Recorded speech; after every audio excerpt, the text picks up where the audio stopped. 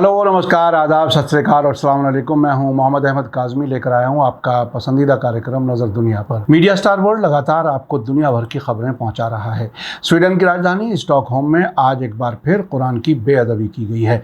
Iraq ने Sweden से अपने चार्ज डी अफेयर्स को वापस बुलाने का ऐलान कर दिया है और स्वीडन के एम्बेसडर को इराक छोड़ने का हुक्म दे दिया है। आज सुबह सवेरे बगदाद में स्वीडन एम्बेसी पर प्रोटेस्ट करने वालों ने हमला बोल दिया था। उधर तुर्की के प्रेसिडेंट रजब तैयब अर्दगान ने सऊदी अरब का दौरा किया है। ईरान ने कहा है कि जनवरी 2020 में अमेरिका के जरिए जनरल कासिम सुलेमानी के कत्ल के खिलाफ वो कानूनी चाराजोई जारी रखेगा और गल्फ कोऑपरेशन काउंसिल ने ईरान और सऊदी अरब के बीच बेहतर होते ताल्लुकात पर खुशी जाहिर की है। इन सभी खबरों की तफसील जानने के लिए आखिर तक ज़रूर देखें। अगर आपने अभी तक media star world YouTube channel subscribe नहीं किया है तो सब्सक्राइब कर लें और घंटी दबाना ना भूलें ताकि हमारी हर नई वीडियो का नोटिफिकेशन आप तक पहुंच सके। रॉयटर्स ने स्वीडन की राजधानी स्टॉकहोम से खबर दी है कि इराक एम्बेसी के सामने प्रोटेस्ट करने वालों ने मुकद्दस कुरान को लात मारी और इसका कुछ हिस्सा तबाह कर दिया, लेकिन उन्होंने इसे जलाया नहीं, जैसा कि उन्होंने ऐसा करने की धमकी दी थी। रॉयटर्स ने ये रिपोर्ट चश्मदीद गवाहों के हवाले से दी है।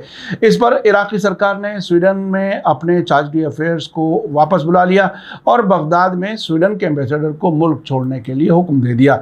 इससे पहले इराक ने कुरान की बेअदबी को दोहराए जाने की हालत में डिप्लोमेटिक ताल्लुकात ख़त्म करने की धमकी दी थी। इस सबसे पहले आज सुबह सवेरे बगदाद में मुक़्तदा सदर के सपोर्टर्स ने स्वीडन एम्बेसी पर प्रोटेस्ट करते हुए हमला बोल दिया। इसके बाद 20 लोगों की गिरफ्तारी की भी खबर है।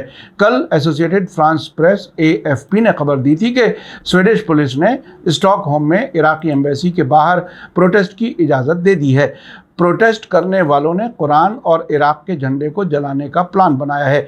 आज स्टॉकहोम में कुरान की बेअदबी 28 जून को जामा मस्जिद के बाहर एक इराकी रेफ्यूजी के ज़रिए कुरान के पन्नों में आग लगाने के कुछ ही हफ्तों के बाद हुई है। स्टॉकहोम पुलिस ने कल AFP को बताया कि उन्होंने इराकी एम्बेसी के बाहर पब्लिक मीटिंग के लिए इजाज़त दी है, लेकिन प्रोटेस्ट करने वाले क्या प्लान बना रहे हैं उस पर उन्होंने कुछ नहीं बताया था। न्यूज़ एजेंसी TT के मुताबिक प्रोटेस्ट करने वालों ने अपनी दरख्वास्त में लिखा था कि वे कुरान और इराकी झंडे को जलाना चाहते हैं। वही दो लोग जिन्होंने जून में प्रोटेस्ट के दौरान कुरान जलाया था वही ये प्रोटेस्ट करेंगे। इससे पहले इराकी प्राइम मिनिस्टर मोहम्मद शिया अल सुडानी के ऑफिस के एक बयान में कहा गया था कि इराकी सरकार ने डिप्लोमेटिक चैनलों के ज़रिए से स्वीडिश सरकार को इत्तला दी है कि स्वीडिश ज़मीन पर मुक़द्दस कुरान की बेअदबी को दोहराए जाने पर वे डिप्लोमेटिक ताल्लुकात तोड़ देंगे। इराक ने ऐसी भड़काऊ कार्रवाइयों की मजम्मत की है जो अमन के लिए ख़तरा पैदा करती हैं और वायलेंस और नफ़रत की कल्चर को बढ़ावा देती हैं। इराकी प्रोटेस्ट करने वालों के ज़रिए आज सुबह सवेरे बगदाद में स्वीडिश एम्बेसी पर धावा बोलने और दिन में कुरान जलाने के इम्कान के खिलाफ प्राइम मिनिस्टर मोहम्मद शिया अल सुडानी ने सीनियर सिक्योरिटी और डिप्लोमेटिक अफसरान से मुलाकात की। सरकारी बयान में कहा गया है कि इस मीटिंग के दौरान बगदाद में स्वीडिश एम्बेसी को जलाने की सख्त मजम्मत की गई और इसे सीरियस सिक्योरिटी की खिलाफ वर्जी बताया, जिसके लिए फ़ौरन कार्रवाई की ज़रूरत है। साथ ही कहा गया कि सिक्योरिटी के लिए जवाबदेह लोगों को जिम्मेदार ठहराया जाना चाहिए। इमरजेंसी मीटिंग के दौरान स्वीडिश एम्बेसी को जलाने के लिए जिम्मेदार गिरफ्तार लोगों को अदालत को सौंपने का फैसला लिया गया। एक इराकी सिक्योरिटी सोर्स ने AFP को बताया कि स्वीडिश एम्बेसी में तकरीबन 20 प्रोटेस्ट करने वालों को हिरासत में लिया गया है। बगदाद में आज मुक़्तदा सदर के सपोर्टर्स ने स्वीडिश एम्बेसी की इमारत के मेन गेट पर धावा बोल दिया। वे कुरान की कॉपियां हाथों में लिए हुए थे और मुक़्तदा सदर की सपोर्ट में नारे लगा रहे थे। एक प्रोटेस्ट करने वाले ने AFP को बताया कि आज हम कुरान को जलाने की मजम्मत करने के लिए इकट्ठे हुए हैं, जो पूरी तरह से मोहब्बत और यकीन का पैगाम देता है। हम मांग करते हैं कि स्वीडिश सरकार और इराकी सरकार इस तरह की हरकतों को रोकें।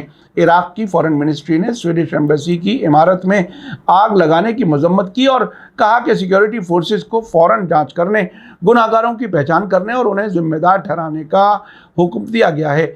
स्वीडन की फॉरेन मिनिस्ट्री ने ऐलान किया कि बगदाद में उसकी एम्बेसी में काम करने वाले महफूज हैं। डिप्लोमेटिक मिशनों और वहां काम करने वालों की सिक्योरिटी की जिम्मेदारी इराकी अफसरान की है। एम्बेसियों डिप्लोमेट्स पर हमले वियना कन्वेंशन की सीरियस खिलाफ वर्जी है।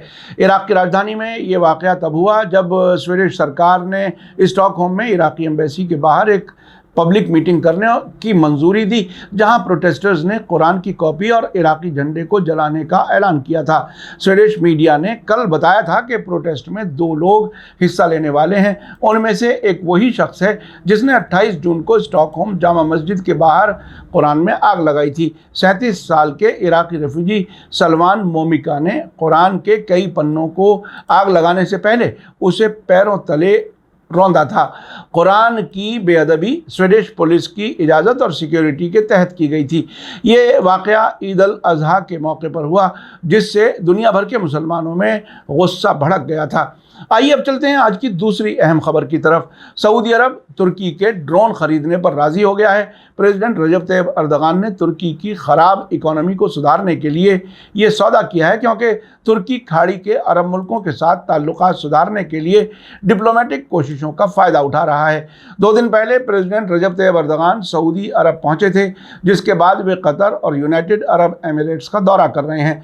तुर्की के दूसरे मुल्कों से कारोबारी ताल्लुकात पर नज़र रखने वाले बोर्ड के मुताबिक इलाके के 3 मुल्कों के दौरे के हिस्से के तौर पर अर्दगान तकरीबन 200 कारोबारियों के डेलीगेशन के साथ मंडे को सऊदी अरब पहुंचे। सऊदी अरब और तुर्की ने एनर्जी, डायरेक्ट इन्वेस्टमेंट और डिफेंस इंडस्ट्री समेत कई मैदानों में समझौते किए हैं। सऊदी सरकारी न्यूज़ एजेंसी SPA के मुताबिक अर्दगान और क्राउन प्रिंस मोहम्मद बिन सलमान ने तुर्की की डिफेंस फर्म बाइकर और सऊदी डिफेंस मिनिस्ट्री के बीच ड्रोन सौदे पर दस्तखत किए जाने की सेरेमनी में हिस्सा लिया। Saudi defence minister prince Khalid bin Salman Al Saud ने एक ट्वीट में कहा है कि सऊदी अरब मुल्क की फ़ौजों की तैयारी बढ़ाने और अपनी डिफेंस की सलाहियतों को बढ़ाने के मकसद से ड्रोन हासिल करेगा। उधर तुर्की के अखबार डेली सबा के मुताबिक सऊदी अरब ने अर्दगान के दौरे की तारीफ की है। दोनों मुल्कों ने इस दौरे के आखिर में एक जॉइंट बयान में नज़दीकी ताल्लुकात पर जोर दिए हैं। अर्दगान और मोहम्मद बिन सलमान ने दोनों भाई मुल्कों के बीच तारीखी ताल्लुकात और उन्हें सभी मैदानों में आगे बढ़ाने के तरीक़ों का जायज़ा लिया। उन्होंने मौजूदा इलाकाई और इंटरनेशनल हालात पर भी राय मशवरा किया। उधर ईरान का कहना है कि वो जनवरी 2020 में बगदाद एयरपोर्ट के नज़दीक कुद्स फोर्स के सरबराह जनरल कासिम सुलेमानी के अमेरिका के ज़रिए किए गए कत्ल के मामले को इंटरनेशनल अदालतों में उठाने के लिए पाबंद है। प्रेस टीवी के मुताबिक कानूनी मामलों के लिए वाइस प्रेसिडेंट मोहम्मद दहकान ने कल इराकी वकीलों और स्कॉलर्स के साथ तेहरान में मुलाकात के दौरान कहा कि ईरान इस सीरियस क्राइम को ख़ास तौर से इंटरनेशनल सतह पर संजीदगी से आगे बढ़ाने के लिए पाबंद है। उन्होंने कहा कि ईरान का मानना है कि जो भी अदालत इस क्राइम की मजम्मत करने में नाकाम रहेगी वो अपनी मॉरल और पेशेवर सलाहियत को खो देगी।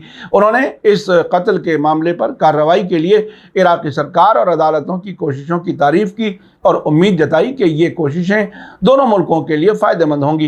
उन्होंने कहा कि वेस्टर्न मुल्कों के पास मुस्लिम मुल्कों से मुताल्लिक़ मुकदमों में मीडिएटर के तौर पर काम करने का मॉरल हक नहीं है। उन्होंने कहा कि ईरानी और इराकी वकील अमरीकी सरकार के साउथ वेस्ट एशिया इलाके में घिनौने जुल्म, ख़ास तौर से इराक और अफ़गानिस्तान में जंग के दौरान और इजराइल के गुनाहों के लिए अमरीकियों की लगातार और खुली सपोर्ट के मामलात को आगे बढ़ाने के लिए पाबंद हैं। अमरीका और दूसरी जालिम ताकतें अपने एजेंडे को आगे बढ़ाने के लिए इंटरनेशनल कानूनी सिस्टम को एक औजार के तौर पर इस्तेमाल करती हैं।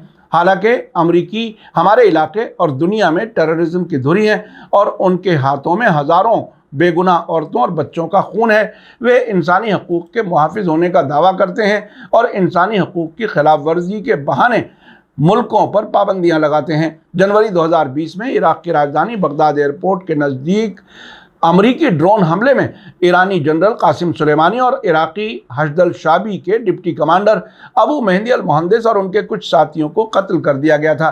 ईरान और इराक दोनों ने अमरीकी हमले की जांच शुरू कर दी है और उनकी अदालतें मामले की सुनवाई कर रही हैं, लेकिन उन्होंने अभी तक इंटरनेशनल अदालत में शिकायत दर्ज नहीं की है। मई में तेहरान के चीफ प्रोसिक्यूटर अली सालेही ने कहा था कि ईरानी अदालत मामले की सुनवाई कर रही है और 73 लोगों को मुकदमे के लिए बुलाया है, जिनमें साबिक अमरीकी प्रेसिडेंट डोनाल्ड ट्रंप, साबिक अमरीकी फॉरेन मिनिस्टर माइक पॉम्पियो और यूएस सेंट्रल कमांड के सरबराह जनरल केनेथ मैकेंजी भी शामिल हैं। ईरान ने उन 9 मुल्कों से कोऑपरेशन के लिए रिक्वेस्ट भेजे हैं जिन्होंने इस हमले में मुमकिना तौर पर रोल अदा किया था या इसमें शामिल थे। इस मामले पर ईरानी और इराकी अफसरान अब तक कई दौर की मुलाकातें कर चुके हैं।